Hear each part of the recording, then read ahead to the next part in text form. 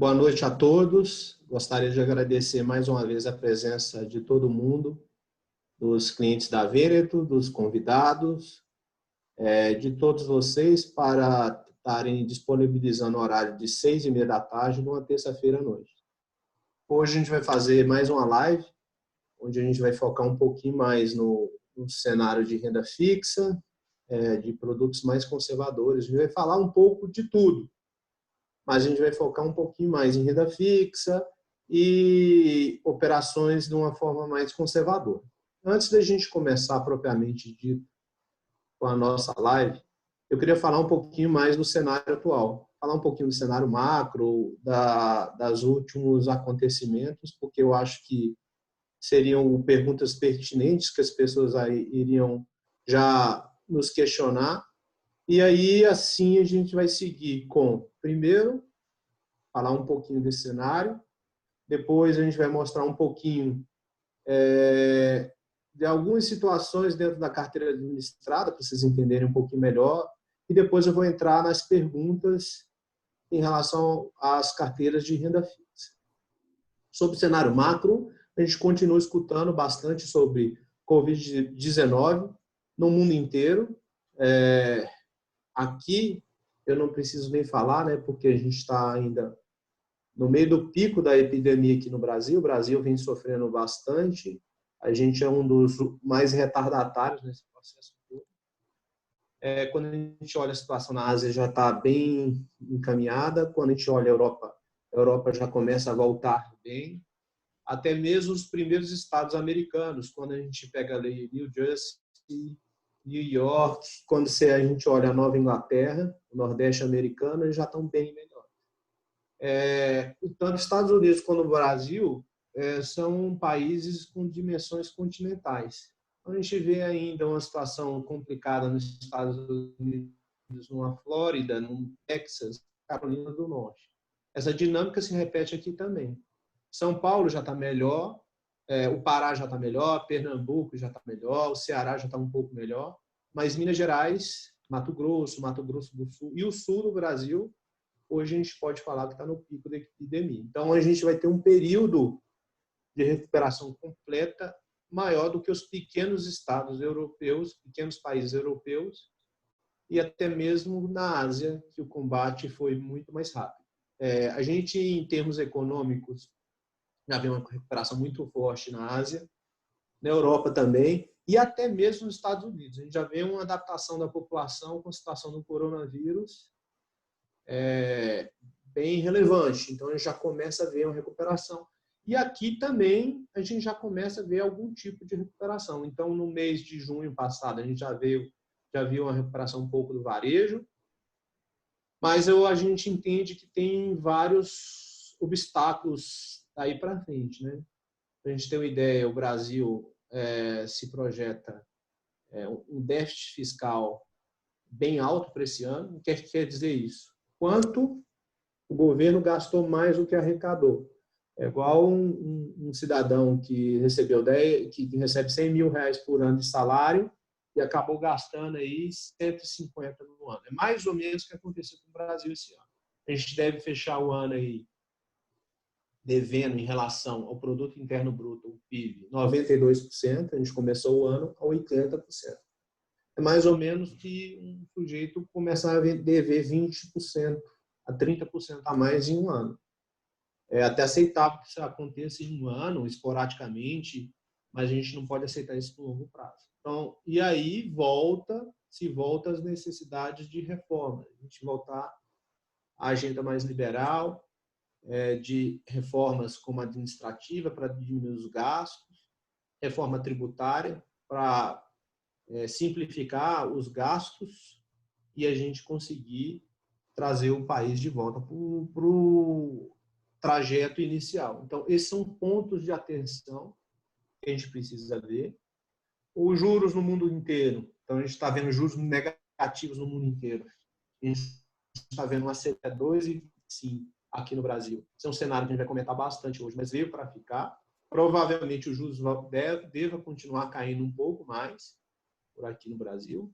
Pelo modelo nosso aqui, a gente acha que Selic vai bater aí até o final do ano 1,5, 1,75, alguma coisa nesse sentido. Dólar vai continuar pressionado. A gente acha que o dólar vai continuar aí nessa casa acima dos R$ 5 ainda por um tempo. Mas, por outro lado, todo esse Selic muito baixo pode motivar as pessoas físicas ingressarem na Bolsa. E aí, essa é a justificativa da gente estar perto desses 100 mil pontos. Nos próximos meses, a gente tem, e próximos anos, alguns pontos de atenção na minha visão. A gente tem uma eleição americana no final do ano. A gente tem, de um lado, o candidato mais pró-mercado, que é o Trump, de continuidade, e um candidato mais à esquerda, que é o Joe Biden, que também não é tão mal visto para o mercado, mas a gente não sabe muito bem quais serão as propostas em cima da mesa. Um ponto importante também a gente vê a continuidade desses estímulos do Fed. O Fed, o Banco Central americano, ele continua comprando ativos, ele continua injetando liquidez. Muitas pessoas começam a questionar quando a gente vai ter um cenário que o Fed para de injetar dinheiro para ver como é que vai ser o comportamento dos ativos, principalmente os ativos de risco. Enfim, a gente tem um cenário ainda bem certo pela frente, a gente precisa ver como é que vai ser essa recuperação no Brasil e no mundo. Tem até uns termos aí mais técnicos um pouco, se a recuperação vai ser em V, ou seja, ele cai forte e volta rápido, se ele vai ser como o símbolo da Nike, cai rápido e volta devagarzinho, se vai ser em W, sobe, desce, sobe, desce. Enfim, a gente tem esse desafio do coronavírus ainda, existe chance do hemisfério norte ter a vacina até o Natal. Talvez exista alguma chance da gente ter pelo menos os médicos e profissionais de frente até o Natal ter alguma coisa nesse sentido. Agora eu vou passar a palavra para o Marcos, ele vai comentar um pouquinho sobre nossas carteiras administradas, um pouquinho sobre os instrumentos de renda fixa. A gente tem muitas pessoas convidadas e até mesmo alguns clientes que geram dúvidas sobre esse questionamento. Vai ser um compartilhamento de tela rápido, que ao final, se vocês tiverem dúvida, vocês podem questionar. Se tiverem dúvida, a gente vai fazer 2 paradas para perguntas e respostas, então vocês já podem ir mandando esses questionamentos. E agora eu vou passar a palavra para o Marcos, ele vai explicar um pouquinho dinâmica, como evolução de rebate, um pouquinho da gestão ativa que a gente fez nos últimos tempos, evolução de rebate dos fundos. Ok? Isso aí. Obrigado, Carlos. Boa noite, todo mundo. Queria reforçar o convite do Carlos, tá? Que vocês mandarem perguntas. Eu estou sempre atento aqui ao chat, então podem mandar que toda oportunidade eu vou ler aqui e vamos tentar tirar a dúvida de todo mundo que está aqui participando com a gente. Tá?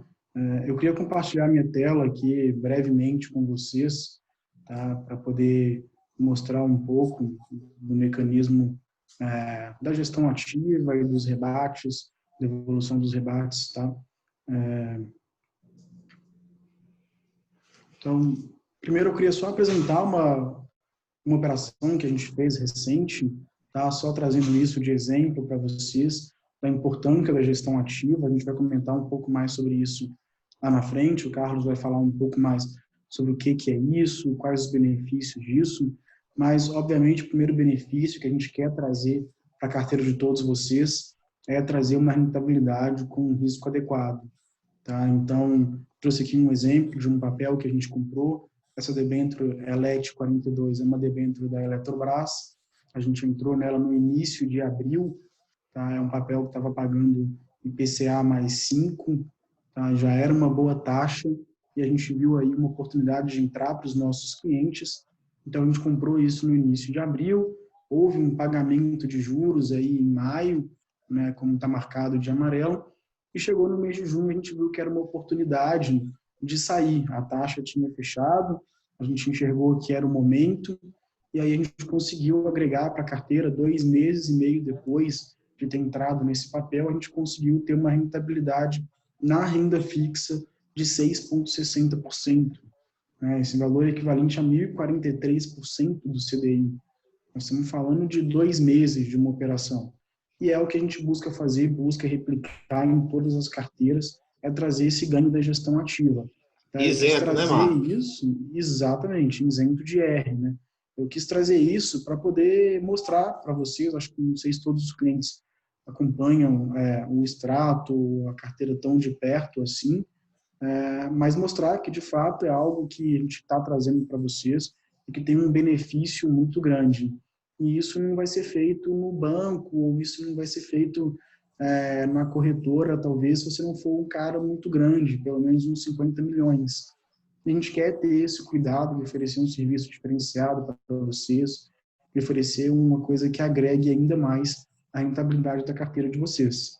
Tá? E aí um outro ponto que eu acho que agrega muito também a carteira de todo mundo, é a devolução do rebate. Né? A gente vem falando nisso há um tempo, e isso já começou, não sei se todos os clientes tiveram a oportunidade de ver, mas isso já está acontecendo nas contas, e eu trouxe aqui um exemplo com uma renda fixa, tá? Esse CRA da Minerva, que a gente entrou no final de maio, a IPCA mais 5,75, e também com alguns fundos. Tá? Então, isso eu peguei uma carteira aqui de exemplo, tá? E aí, só para a gente ter uma ideia de quão importante é isso, trazer isso para dentro da carteira também, que isso, de fato, é uma coisa que agrega a rentabilidade de vocês. Tá? Então, com essa renda fixa, a gente viu lá no slide anterior que foi R$100 mil que alocou nisso e teve uma devolução de 542. Né? A gente está falando de 0,5%. Então, um ativo que já pagava uma taxa muito boa, foi uma alocação, uma oportunidade que a gente Isento de conseguiu. imposto, né? Isento de imposto, de IPCA mais 5,75, a gente está trazendo isso para dentro da carteira. Né? Tudo isento, assim, é mais um benefício, é mais uma forma de agregar rentabilidade. E aí, se a gente olha para a tela também, tem o rebate dos fundos, né? E quando a gente soma isso tudo que a gente quer fazer, que são os fundos, que são o rebate da renda fixa, a devolução disso tudo para o cliente, a gente vê que isso tranquilamente paga uma boa parte, se não a totalidade, dos custos de gestão. Né? Então, o dinheiro que estaria indo para o distribuidor desse investimento, ele está voltando para o cliente e está agregando ainda mais o portfólio. Tá? Eu só queria trazer essa explicação bem breve, porque é algo que a gente tem trazido para os clientes, eu acho que agrega muito, eu fico muito feliz de poder levar isso para os clientes, tá? De ser um modelo diferente que agrega isso na rentabilidade de todo mundo. Tá? Eu vou passar aqui agora para as perguntas. Você vai parar Vamos de começar compartilhar aí, aqui. né? Uhum. Isso. Tá? Vou passar para a primeira pergunta aqui, Carlos. A pergunta que a gente mais tem recebido aí nos últimos dias, com certeza, né? Desde que o Copom tomou a decisão de cortar mais uma vez a taxa de juros, a pergunta que fica é: renda fixa morreu? Essa pergunta a gente tem escutado demais, né, Marcos? Minha Bastante. resposta é não, ela não morreu, mas ela mudou muito. Ela mudou e vem mudando bastante nos últimos 4, 5 anos. A gente está chegando num limite dessa mudança bem extremo, que a gente vai discutir muito, muito aqui hoje. Mas se a gente volta lá atrás no tempo, a gente vê uma poupança lá atrás dando dinheiro.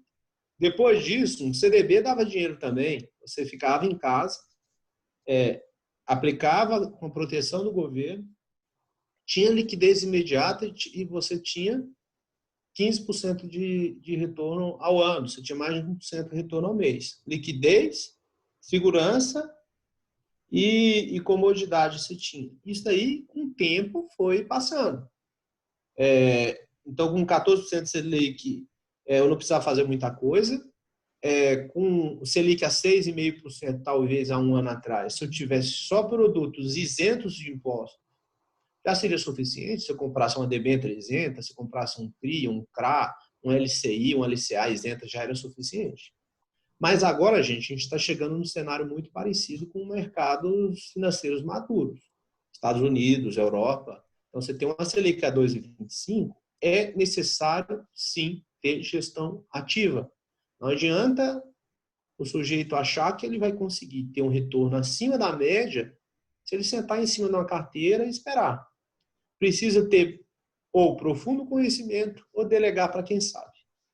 E também, dentro desse cenário todo, você tem um custo baixo. Então, eu vou comprar na gestora uma debênture, um CRI, um CRA, eu preciso saber o que eu estou comprando, eu preciso saber qual é a alocação máxima, eu preciso saber se essa compra eu estou tendo margem de segurança ou não, se eu estou pagando um preço justo. E, para isso, eu preciso estar sempre operando com custo baixo. Então, dentro da gestora, você sabe, a gente não recebe corretagem, comissão, nada disso. Então, na hora que eu estou comprando uma debênture para vocês, eu estou comprando sempre ao menor custo possível. Tela de Banco Central. Então, se eu tenho custo na entrada e na saída, e esse custo é zero, eu já largo com bastante vantagem daí para frente. Se eu recebo devolução de rebate, de emissão disso aí, eu dou um outro passo muito grande. E se eu sei fazer gestão ativa, eu consigo me adaptar a essa realidade. Sem dúvida.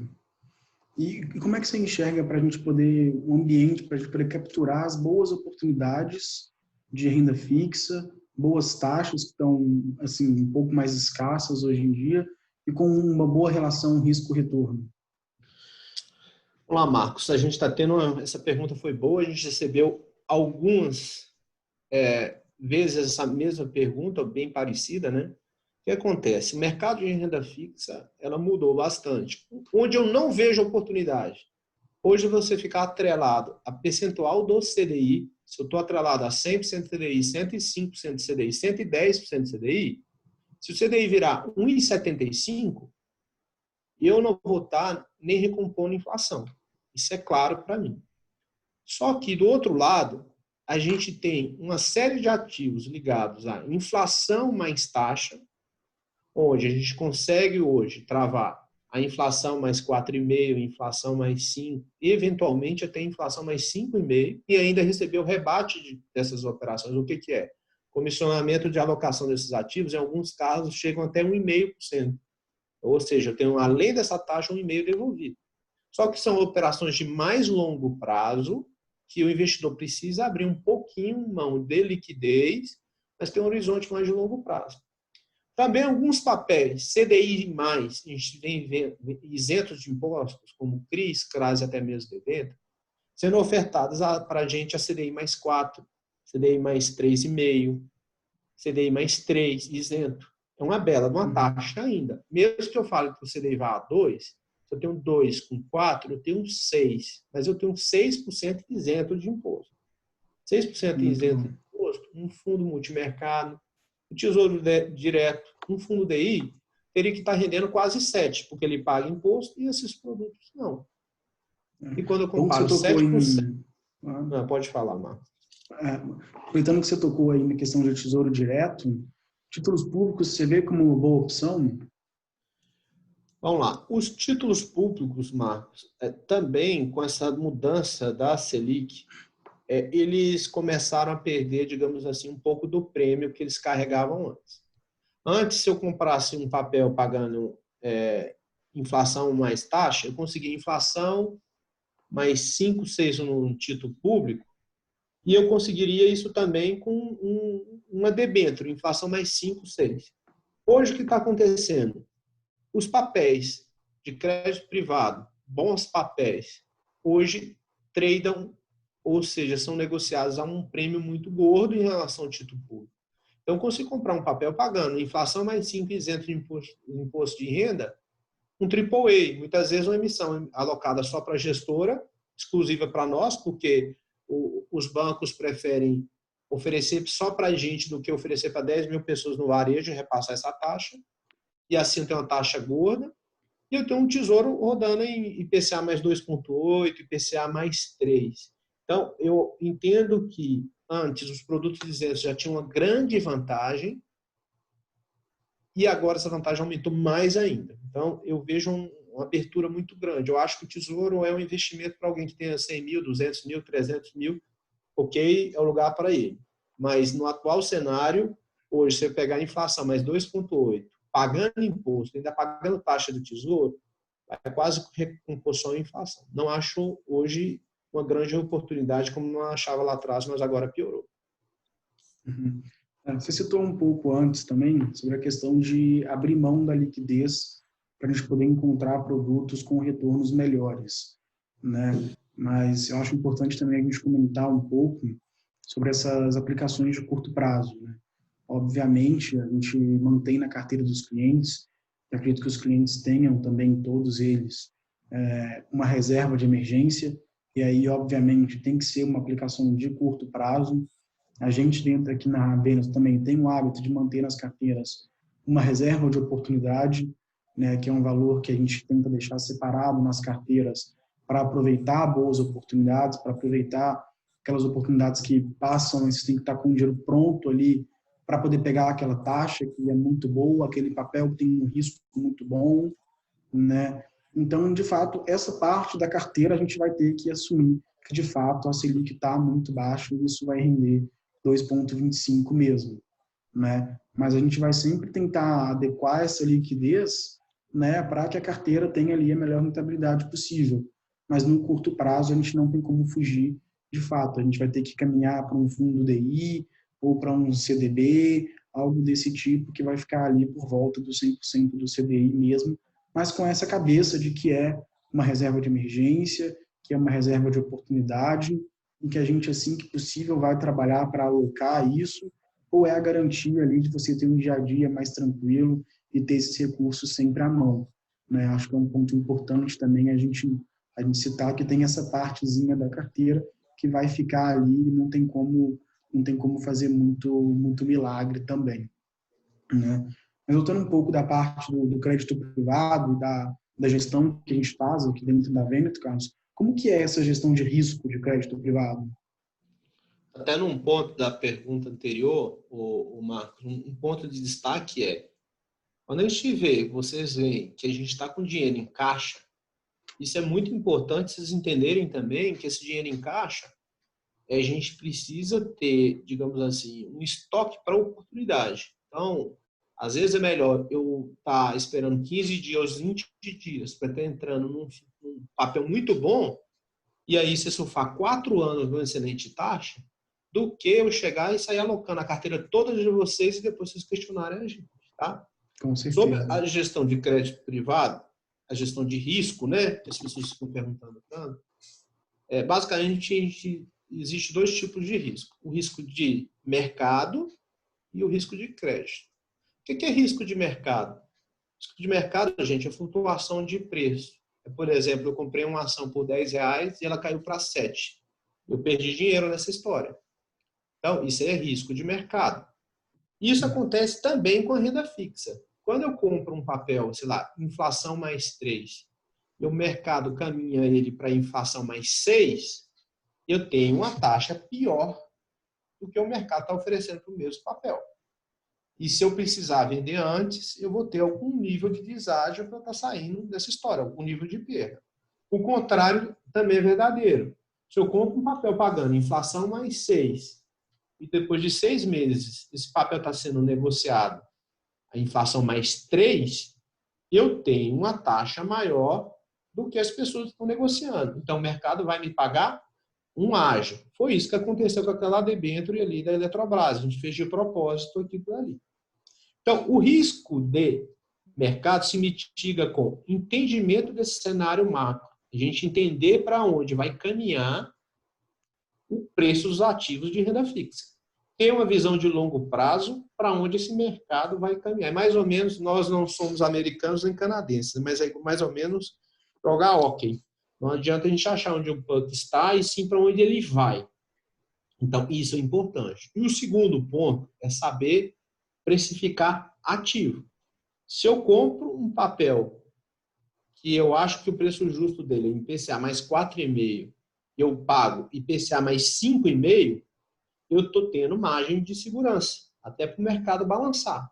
Então, toda hora que a gente está comprando um papel de renda fixa, a gente também tem e deve saber precificar bem esse ativo.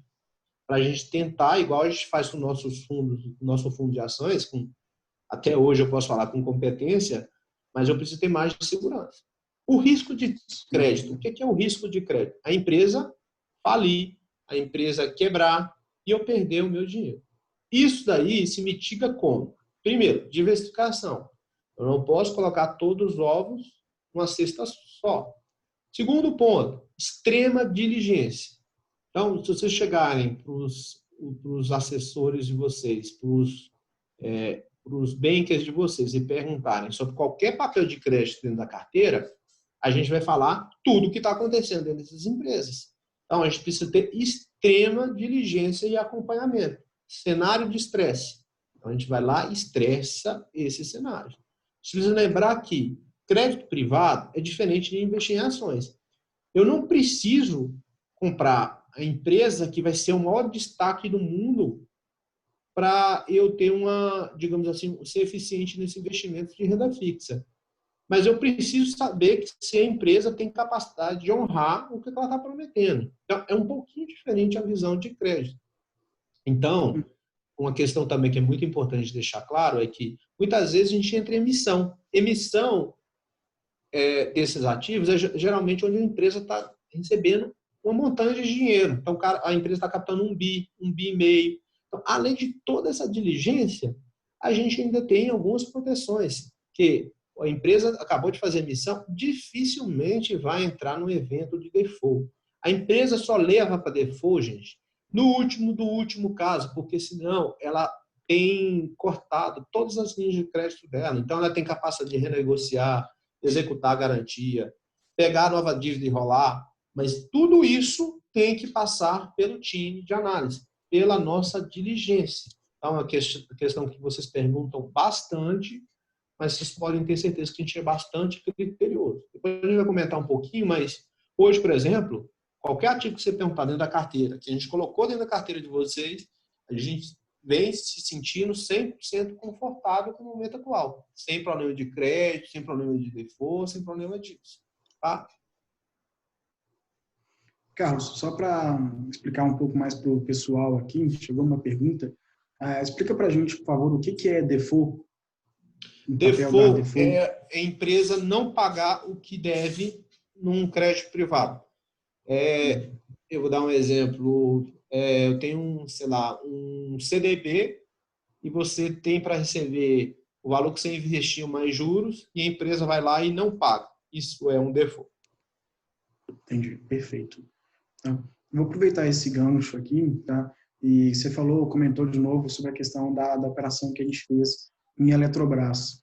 E o André mandou uma pergunta aqui para a gente, que ele entendeu a operação, né? Mas que foi uma operação que a gente fez em 2 meses.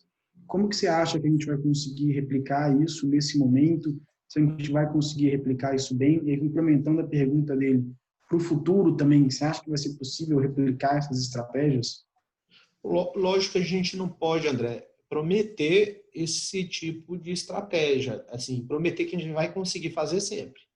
Mas se eu entro com margem de segurança, ou seja, se eu compro ativos que eu entendo que estão baratos, em renda fixa acontece a mesma coisa com o mercado de ações e qualquer outro ativo do mundo. Eu posso comprar barato e aí isso significa comprar ativos com uma taxa alta acima do nível que o mercado está oferecendo. Ou seja, eu estou comprando papel barato.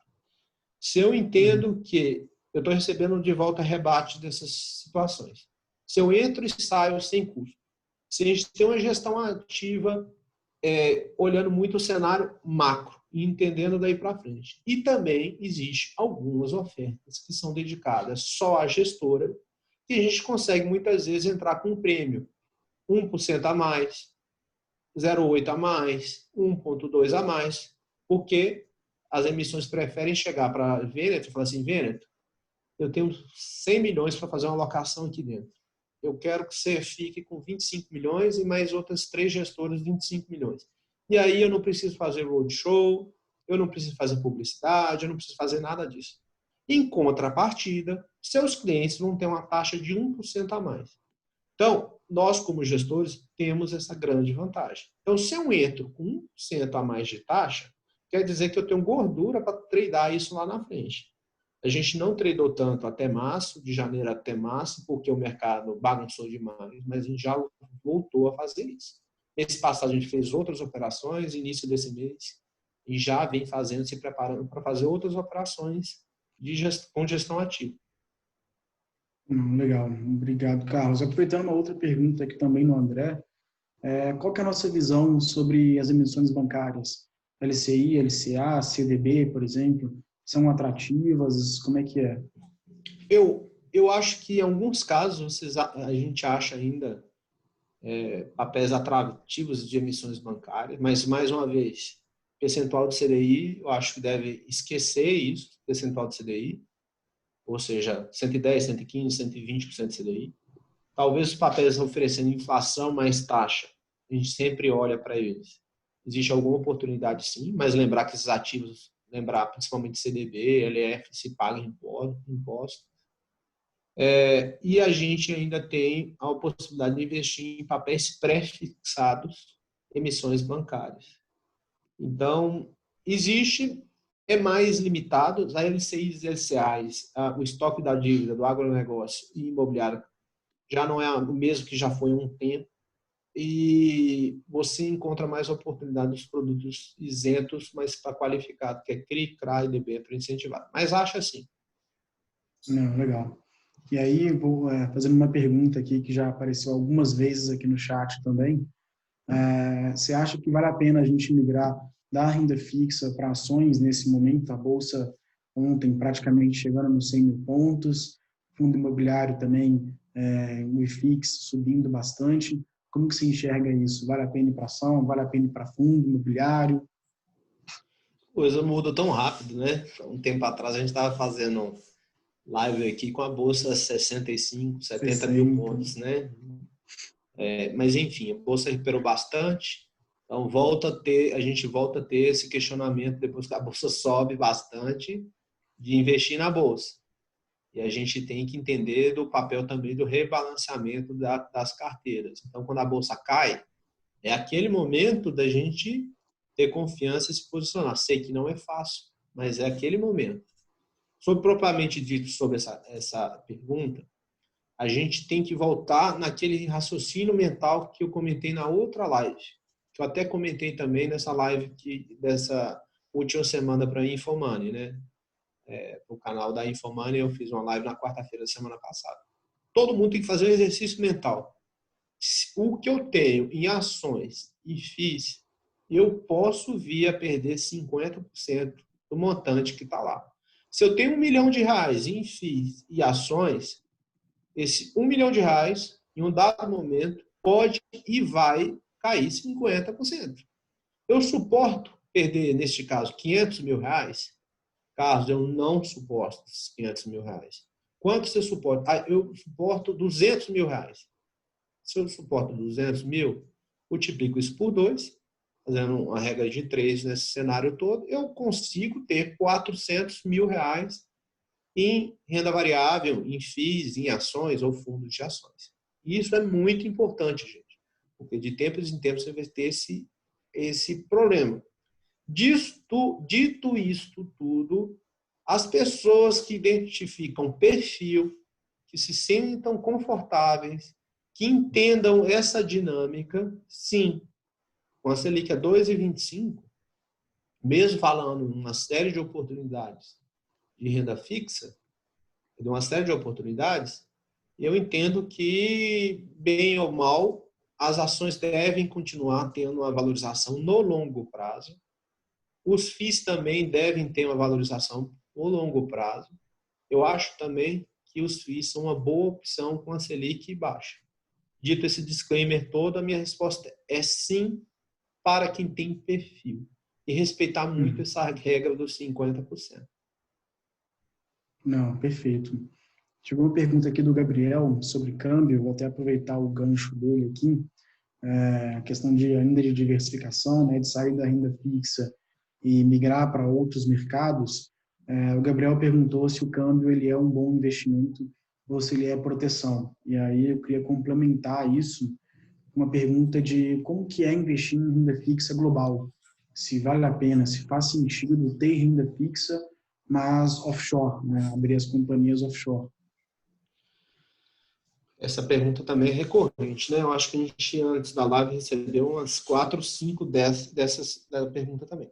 Câmbio, no longo prazo, é só proteção, como o ouro também é só proteção. O ouro e câmbio vai se valorizar em momento de crise, em momento de pânico. Basicamente, câmbio é diferencial de inflação dos Estados Unidos para cá, se eu estou falando em dólar, se eu estou falando em euro, de Europa para cá, com outras variáveis aí dentro. Mas sim, é uma excelente possibilidade de você fazer investimentos em outro câmbio. Você pegar, mandar dinheiro para fora, comprar ativos lá fora, dolarizados ou eurotizados, ou em franco suíço, e aí sim você conseguir montar uma carteira que vá ter a proteção do câmbio e ainda assim vá render. Existem algumas limitações, principalmente quando a gente fala em Suíça e Estados Unidos. O ideal não é você ir diretamente via uma pessoa física. Você precisa ter uma estrutura para fazer isso. Ou você constitui um offshore, ou você entra via uma trust, ou você tem um fundo exclusivo internacional. Por que isso? Porque se eu morro e meu dinheiro está na minha pessoa física lá fora, o que exceder 65 mil dólares, o governo americano vai me tributar em mais de 40%, dependendo do estado americano que esteja, vai cobrar 40% do governo americano e mais o diferencial de imposto estadual. Hoje, Nova York é 44%, a Flórida é 45%, se eu não me engano. Então, não se justifica você fazer na sua pessoa física. Se justifica você abrir um offshore, o offshore é tipo um fundo de investimento, você tem uma série de benefícios fiscais lá dentro, o volume mínimo ideal, 300 mil dólares. O Carlos, mas eu tenho só 100 mil dólares agora no momento, eu quero chegar a 300 mil dólares em 2, 3, 4 anos. Não, mas a conta de chegada é pelo menos 300 mil dólares. Lá fora eu tenho um mercado muito maior, eu vou ter renda fixa do mundo inteiro, vou ter renda fixa do Brasil, vou ter renda fixa da Europa, vou ter renda fixa da Ásia, dos Estados Unidos, vou ter do mundo inteiro. Hoje, para vocês terem ideia, a gente consegue montar uma carteira de renda fixa rendendo entre 5% a 6% em dólar, já descontando todos os custos. Aí eu pergunto para vocês, eu tenho um rendimento de 5% em dólar, hoje, com a Selic a 2,25. É mau negócio? Meu dinheiro estando nos Estados Unidos, ou seja, eu tenho uma proteção legal, inscrição, eu tenho eleição de 4 em 4 anos aqui dentro. A gente pode ter uma max desvalorização da nossa moeda. É um mau negócio? Eu entendo que não. Pergunta que as pessoas vão fazer é, e com esse câmbio tão alto, desvalorizado, se justifica? Se justifica, mas você não precisa mandar tudo de uma vez só. Você pode ir mandando paulatinamente até você chegar ao volume que você quer. Então, você não vai ter o melhor câmbio nem o pior câmbio. Você vai ter uma média disso tudo. Não, legal. Uma boa pergunta é deixar a reflexão aí, né? Igual você falou, você prefere ter 6% em dólar ou 6% em reais, né? Acho uma boa reflexão, né?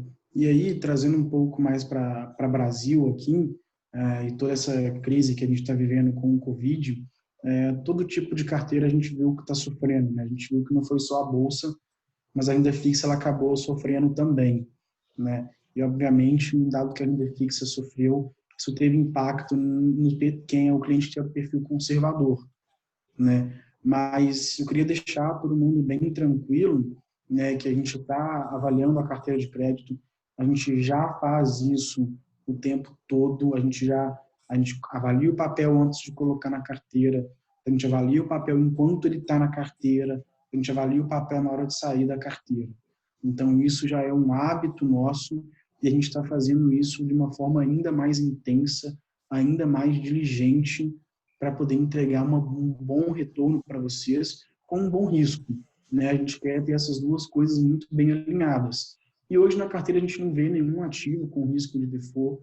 A gente sabe que tem saído algumas notícias de algumas empresas e alguns setores que estão passando por mais dificuldades, né? Isso em tempos de crise, isso sempre vai acontecer.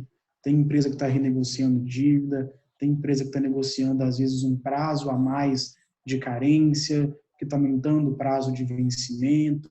Tá? Isso vai acontecer, é natural, tá? Mas isso não quer dizer também que a empresa vai dar default, que ela não vai deixar, que ela vai deixar de honrar com seus compromissos, né? Ela está simplesmente se precavendo de algo que pode acontecer. A gente não sabe como isso vai terminar, a gente não sabe os impactos, então essa empresa prefere ser mais conservadora com o caixa dela e com a dívida dela, né? E é por isso mesmo que a gente, quando vai avaliar os nossos papéis, a gente cria todo um cenário de estresse. A gente imagina o que acontece se essa empresa perder todos os clientes, se ela começar a perder receita, se ela tiver mais dívida ainda para pagar. E aí a gente vai escolhendo, dentre isso, as empresas que são mais conservadores, dentro dos setores mais conservadores, e aquelas empresas que são as mais resilientes, né? A gente vai trabalhar selecionando o melhor do melhor dentro do setor, a melhor empresa, a maior resiliência, e tudo isso a gente vai levar em conta na hora de fazer a alocação, né? A gente tem que pensar que o mercado de renda fixa no Brasil ele ainda é muito pouco maduro, né? Como o Carlos comentou, lá fora, você abre uma conta nos Estados Unidos, você vai ter acesso ao mercado global, você tem acesso a várias rendas fixas. A renda fixa, lá, a empresa busca muita dívida no mercado de crédito. Ela não necessariamente ela vai no banco. No Brasil, a gente ainda não tem essa cultura. E aí, provavelmente, é uma cultura que vai ficar ainda mais forte no Brasil. O governo está com déficit, ele já parou de financiar as empresas, é provável que ele diminua ainda mais esse financiamento às empresas, então não vai ter outra opção a essas empresas a não ser ir no mercado. E aí onde a gente vai entrar estudando, analisando todas essas empresas para poder levar ainda mais qualidade de gestão e bons papéis para dentro da carteira de todos os clientes. Eu acho que a ideia é muito isso, analisar e de crescer junto com o mercado que vai amadurecer muito ainda esse mercado de renda fixa aqui no Brasil, né? Mas, Carlos, pensando nessa questão toda de amadurecimento de mercado, tudo que está para vir ainda de renda fixa, as alocações que a gente tem feito nas carteiras, pensando no longo prazo, o que acontece se a inflação não vier o que a gente espera, se os juros não vier o que a gente espera, o mercado espera uma inflação mais baixa, vier uma inflação alta no futuro, como que as carteiras estão posicionadas e como que a gente vai se posicionar frente a isso? Olá, Marcos. Eu vou responder antes uma pergunta que eu vi do meu amigo Walker em relação aos impostos do investimento internacional. A modalidade mais comum de ser feita, Walker, internacional, é a abertura de um offshore. Um offshore é como se fosse um fundo de investimento, um fundo de participações lá fora. Lá dentro, você pode passar anos a fio sem pagar um centavo de imposto. Então, se eu compro uma ação do Google e ele se valoriza 3.000%, se eu vendo aqui na pessoa física, no Brasil, eu estou pagando imposto sobre isso. Lá fora, não. Porque eu estou dentro de um fundo de participação. Então, eu compro, vendo e não tenho ganho de capital lá dentro. Então, eu posso passar 10, 15, 20 anos sem pagar imposto dentro de um offshore. Quando eu pago imposto? Se eu mandei $1 milhão, se o 1 milhão virou 2, se eu sacar mais do que eu aportei na minha offshore, se eu mandei $1 milhão, virou 2, eu tirar só 1, eu continuo sem pagar imposto. Mas se eu tiro 1 milhão e 100, eu tenho 100 mil de ganho de capital. No entendimento da Receita Federal, desses 100 mil, a contabilidade internacional vai apurar o que é ganho cambial, ou seja, valorização do dólar frente ao real, e vai te tributar 15%. E o que for de ganho absoluto mesmo, vão te tributar como se fosse um prolabore de uma empresa aqui no Brasil em qualquer outro lugar.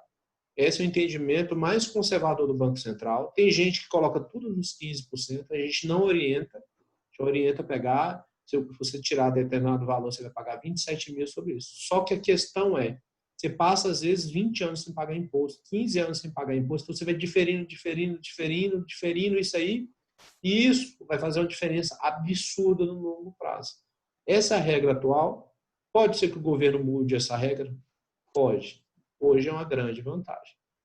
Sobre a segunda pergunta, se a gente tiver uma inflação mais alta, elevação de juros, como se precaver num cenário desse? Mais uma vez, a gente volta para a gestão ativa, entendimento do cenário macro. mais uma vez eu volto e falo, olha, nós somos uma gestora, nós não somos banco, não somos corretora. Nós estamos aqui para entender esse cenário. Estou aqui para nosso time de análise sentar, olhar o que está acontecendo daí para frente e para tentar mitigar esse risco.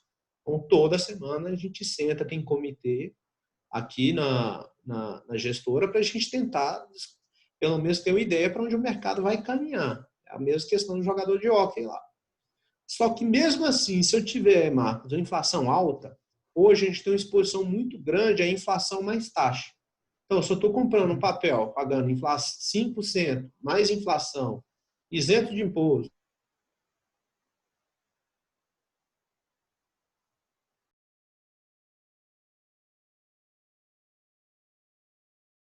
a inflação sai de 0 que ela está hoje, vai para 10, eu tenho 10 mais 5 isento de imposto. Se ela for para 50,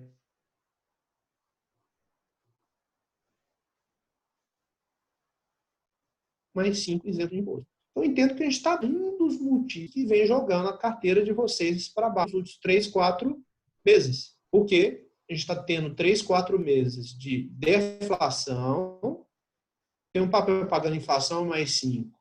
E esse 5, eu mais ou menos, quando eu quero fazer uma conta mensal, mais ou menos isso, não é exatamente isso. Eu vou fazer um 12avos desses 5. Eu divido 5 por 12, vai dar um 0,4, 0,3, 0,35 mais inflação. Só que se a inflação é menos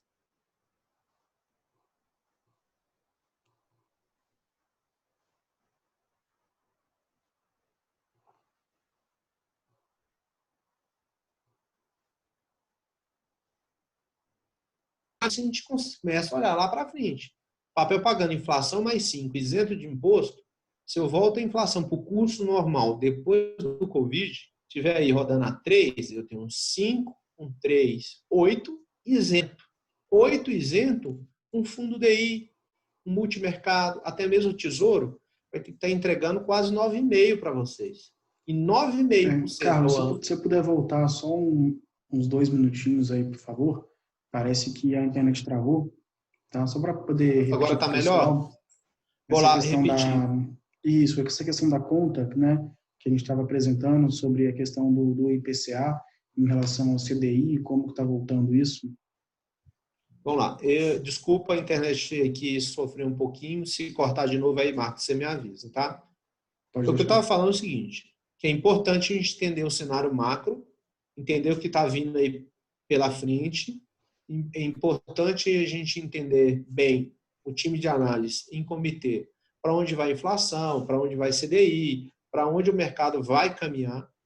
E aí, a gente tentar mitigar esse risco. Mas, mesmo assim, se eu tenho uma carteira com produtos atrelados à inflação, se eu tenho papéis pagando inflação mais 5, isento de imposto, e a gente tiver uma inflação de 10% ao ano, eu tenho 10 com 5 isento de imposto, eu tenho 15%. Se virar 50%, eu tenho 50 com 5 isento de imposto, 55. Então, se acontecer esse cenário, eu entendo que a gente está super bem posicionado. Inclusive, é inflação que vem batendo um pouco nas carteiras nos últimos tempos. Está tendo deflação nos 3 meses. Então, os papéis atrelados à inflação sofreram um pouco esses últimos 3 meses. Mas quando eu projeto para frente, eu tenho inflação mais 5, inflação voltar para uns 3%, que é bem natural que isso aconteça, eu vou ter aí 8 isentos de imposto. 8 isentos de imposto, o fundo DI, multimercado, vai ter que entregando 9,4, 9,5. Isso é 400% de CDI daqui a um tempo. Então, eu acho que a gente está super bem posicionado para capturar uma dinâmica dessa, se ela vier a acontecer. Não, legal. E o que você espera qual que é o seu posicionamento para a Selic? Você comentou um pouco sobre o que aconteceria caso os juros subam, mas qual que é a sua expectativa? A expectativa é que a Selic vai continuar a cair. A gente deve ter uma Selic a 1,75 ou 1,5%. Na melhor das hipóteses, talvez uns 2%, mas a gente vai ter uma Selic. No curto prazo, baixa, e no médio e longo prazo, eu entendo também bem baixo. Eu não acredito numa recuperação de Selic no curtíssimo prazo, não. É um cenário que veio para ficar. O que eu acho que deve ser feito é todo mundo que tem papel atrelado a percentual do CDI, e aí isso a gente já vem fazendo aqui dentro, a gente está tentando trocar esses papéis, mesmo que gere algum deságio, e reposicionando em inflação mais, ou prefixados no curto prazo.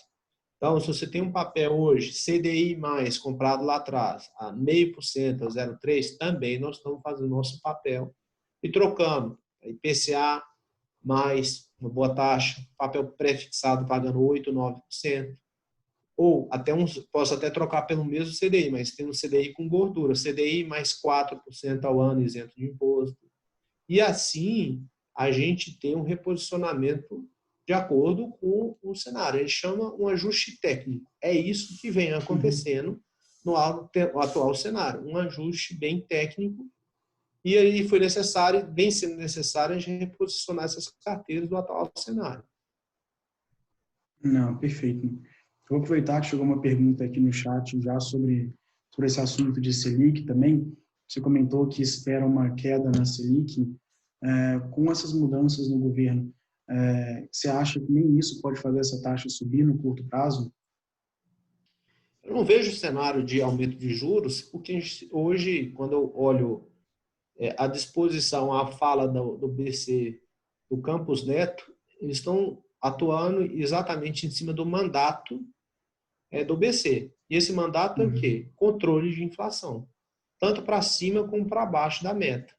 Hoje a meta é 4,25, mais ou menos 2, ou seja, de 6,25 a 2,25. Acho que próximo ano já vai para a meta já vai para 4. Só que a gente está tendo deflação. Então, a gente está abaixo da meta.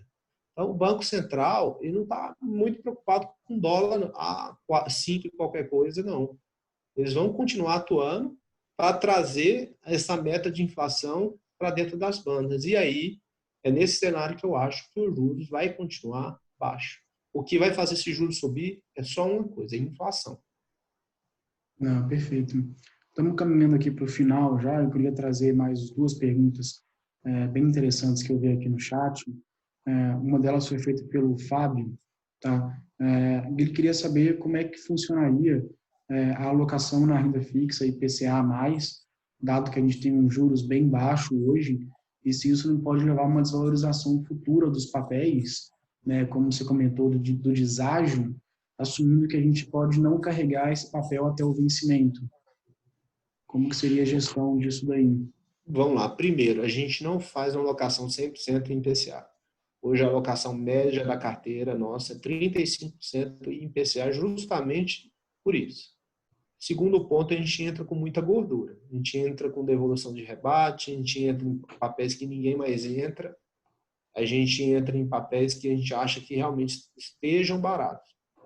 E aí a gente faz um ajuste na duration, ou seja, no prazo de vencimento desses papéis. A ideia é quando a gente preenche o sui tablet de vocês, e vocês chegam para a gente e falam assim, ó, determinada parcela da carteira é para 5, 6, 7, 8 anos, eu estou definindo na nossa estratégia que, quando eu estou comprando debênture para 5 anos, a estratégia inicial é carregá-lo em 5 anos.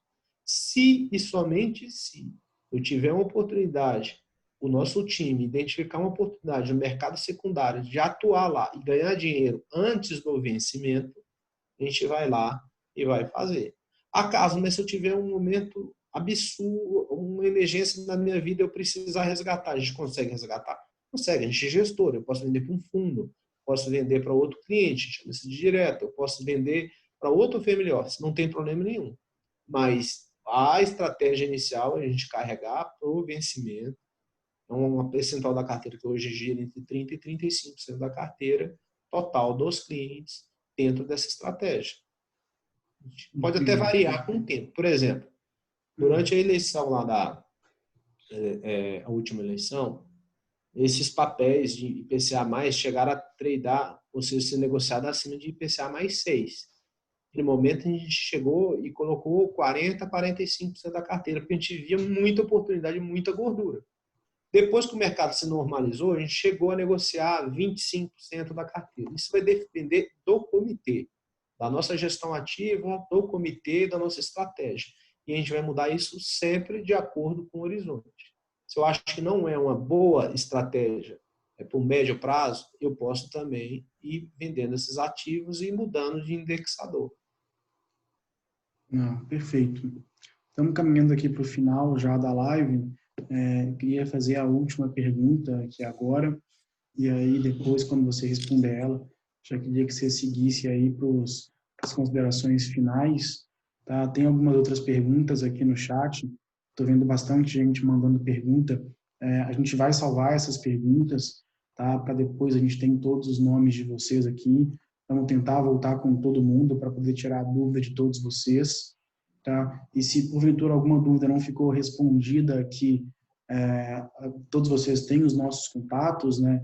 Quem não tem, a gente vai entrar em contato, que foi as pessoas que fizeram o cadastro direto pelo link da live, para poder tirar as dúvidas e aí ter um maior contato com vocês. Tá? E aí, para poder fechar, Carlos, a pergunta que eu queria fazer é que, obviamente, não pode faltar em nenhuma live, né? Como que a gente espera que a Bolsa vai fechar o ano? Live. Até nas lives de renda fixa, vocês voltam com essas perguntas. Tem que ter. Essa aí é todo dia no meu WhatsApp, umas 4, 5, 6 vezes, e nos telefones a mesma coisa. Com todos os disclaimers, com todas as, digamos assim, os ajustes que eu tenho que deixar. E eu não tenho bola de cristal, que todo mundo fala que sabe para onde o mercado vai. Está mentindo. Eu não sei, mas eu posso dar um chute. Eu acredito que essa Selic a 2,25 está machucando muita gente.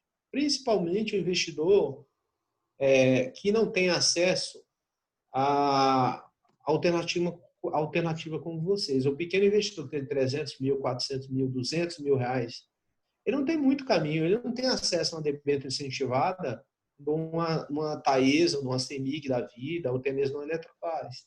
Não tem acesso a isso. Então, ele não tem muito o que fazer. Ele tem que vender renda fixa simples, comum, CDB, o fundo DI dele, e alocar em renda variável. E quando eu olho o número de CPFs na Bolsa, eu vejo um país que a gente não chegou nem a 3 milhões de CPFs na Bolsa. Nós temos um estoque hoje, mais ou menos, de investimento de 7 trilhões, uns 500 bilhões estão na Bolsa, ou seja, eu tenho uma avenida muito grande para alocação em renda variável. Então, dito isso tudo, eu acho que se a gente não tiver um caos muito grande em Brasília, que isso, como diria o avô do Campos Neto, né, o Bob Fields, Roberto Campos, Brasil e Argentina até o passado é incerto. Dito isso tudo, se a gente não tiver nenhum grande caos, se a gente começar a resolver um pouco a situação do Covid, eu acho que não tem muito para onde acontecer, as pessoas vão ter que alocar dinheiro em renda variável e isso possa vir a impulsionar a Bolsa. Eu não sei onde vai fechar, não sei, não sou mãe de nada, como está dizendo o Valk aí, mas eu acho que a gente vai continuar nos próximos anos ter uma trajetória ascendente. Excelente. Gente, queria agradecer a presença de todo mundo aqui novamente, tá? Todo mundo que nos assistiu, quem ainda não é cliente, pode ficar à vontade para nos procurar. Todos que são clientes, que já confiam no nosso trabalho, mais uma vez agradecer a presença de todos vocês aqui e nos colocar à disposição. Eu estou à disposição, o Carlos também, tá? Para a gente poder conversar, tirar a dúvida de todos vocês. E aí a gente se encontra numa nova live. A gente deve fazer mais algumas ainda no futuro. A gente vai comunicando vocês para que vocês possam participar também. Obrigado, pessoal. Obrigado pelo tempo de vocês. A gente deve fazer novas lives sobre o mercado internacional. Tem muita gente perguntando, então é bem provável que a gente vá se preparar para fazer uma live sobre o mercado internacional. A gente está tentando trazer uma pessoa de fora para fazer isso. Se eu não conseguir trazer, a gente já tem bastante experiência, a gente tem umas 45 famílias que a gente faz gestão lá fora, e a gente vai tentar fazer uma live, pelo menos eu e o Marcos aqui, sobre investimento internacional. Se eu conseguir trazer uma pessoa que realmente traga relevância, eu irei fazer. Se não trouxer relevância, vamos nós dois mesmo, porque são poucas pessoas que realmente entendem o mercado internacional. Um abraço a todos, estou sempre à disposição. Eu e o Marcos, uma boa noite. Perfeito. Boa noite, gente.